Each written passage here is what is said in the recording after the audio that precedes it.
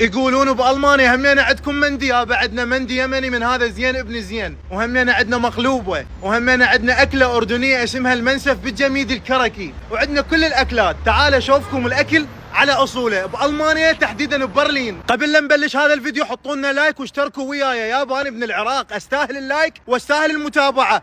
تعالوا وياي ونقول بسم الله. ندخل للمطعم ما شاء الله. طبعا هنا النخلات منورات، هنا المطعم صحيح صغير بس كلش حلو ومتواضع، وهنا شباب الطيبه، الشباب اللي جبتهم بصراحه عظامه عراقيين بعد. اسود شوف انت بس، شوف هنا شوف هنا اسود بلاد الرافدين ايش تعطيهم؟ تعطيهم اللحم الا طحين اليوم. انتم بس شوفوا لي سجاد جاي واصابعه مجروحه. لك يابا ايديا مجروحه ويم مندل اليمن السعيد اطيب جروحه. اويلي عليك يابا صدق والله. وهسه نقول بسم الله الرحمن الرحيم. وهذا المنسف الاردني، وهذا هنا الجميد الكركي مال اهلنا اهل الاردن. ولك عيني اضرب انت بس شوف لي هاي اللقطه، هاي تسوي لها هيك هنا بس اكيد تاخذ وياها وصله مال لحم زينه بالتزيين، وتقول يا كريم بسم الله. وهاي المقلوبه على الطريقه الفلسطينيه. وهذا مندي مال دجاج، بصراحه هاي الدجاجه تكفي من شخصين الى ثلاثه، سعرها 20 يورو فقط، والطعم مالتها شيء خرافي. وهذا مندي لحم، بصراحه حاطين قطعه مال لحم كل كبيره، سعر هذا الصحن 20 يورو، بس يخلص الرز تقدر تطلب بعد رز يعطوك اياه ببلاش قد ما تريد. وهاي همينه مندي لحم، هاي بس كتف كامل مال خروف، وتقدر همينه تطلب نص كتف مال خروف. هاي الوجبه تكفي من 4 اشخاص الى 6. وهذا المندي دجاج نص دجاجه سعرها 10 يورو، بصراحه شبعك وشقد ما تريد رز يضيفوا لك ببلاش. وهذا المنسف الاردني مع الجميد الكركي سعره 20 يورو اذا كانت قطعه لحم وحده، بس اذا قطعتين اللحم يصير سعره 40 يورو.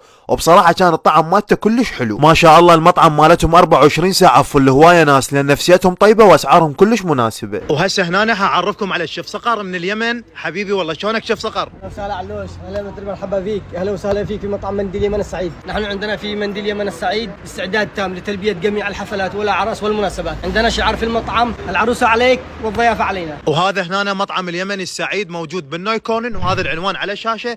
تعالوا زوروهم وقولوا لهم جناكم من طرف علوش.